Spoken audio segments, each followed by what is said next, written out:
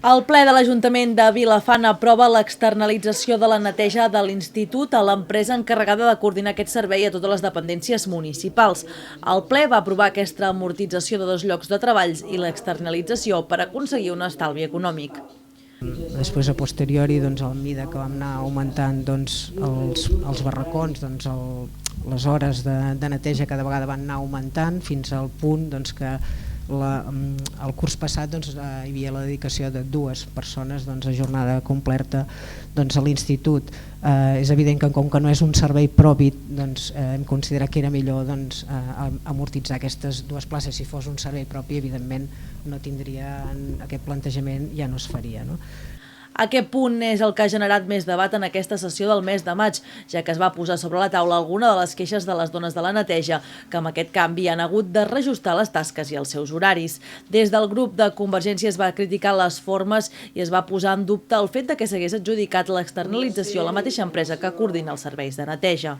Contínuament hi ha problemes amb les treballadores, és a dir, des de petites descoordinacions, des d'informacions contradictòries, ordres contradictòries. Per tant, diguem que no és una empresa que la seva actuació sigui pacífica dintre del nostre Ajuntament, sinó que sempre hi ha hagut certes històries i per tant seria interessant saber o escoltar l'opinió de la resta de regidors sobre a qui s'ha d'adjudicar el contracte de neteja, deixant de banda que potser també el més correcte hagués estat obrir un concurs i que s'hagués pogut presentar qui hagués volgut en aquesta neteja.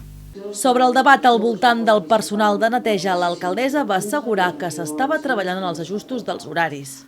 Ni el servei de neteja és tan dramàtic, ni l'empresa Eulem fa una coordinació tan catastròfica com vostè ho presenta.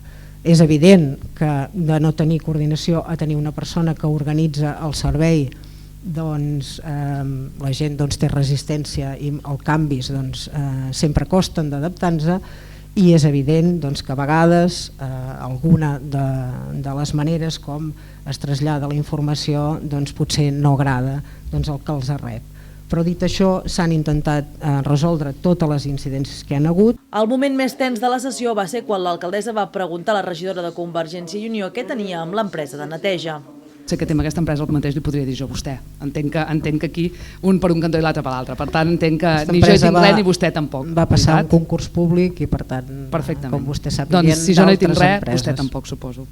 En aquest ple també es va aprovar la contractació dels treballs de redacció del nou POM del municipi per un cost de 125.000 euros. Tots els grups van estar d'acord amb la importància d'aquest text. I simplement només comentar que en tot, ho ha dit la senyora alcaldessa, en tot el procés ha parlat de debat, que aquest debat hi sigui, i que realment pugui ser un pla d'ordenació obert a la ciutadania, en què hi hagi participació real dels ciutadans i ciutadanes de Vilafant i que per tant hi puguin dir la seva, perquè realment un pla d'aquestes característiques ens està mostrant com ha de ser el Vilafant del futur. També va servir per anunciar que el servei de la piscina municipal s'allargaria del 16 de juny fins a l'11 de setembre i que s'apujarien els preus per tal d'equilibrar el servei.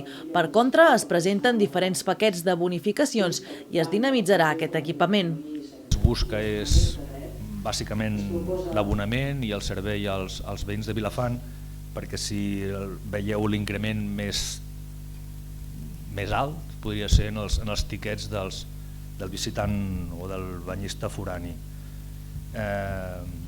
No obstant, per això s'ha volgut fer també un tiquet o un bono de 4 tiquets que costaria 20 euros. Això hem considerat, si hi ha avis que tenen nets o gent que ve amb amics o així, doncs seria una mica per compensar l'augment de preu del visitant. A la part final d'aquesta sessió es va aprovar definitivament l'ordenança de civisme amb les propostes fetes en l'anterior sessió pel grup d'Esquerra Republicana.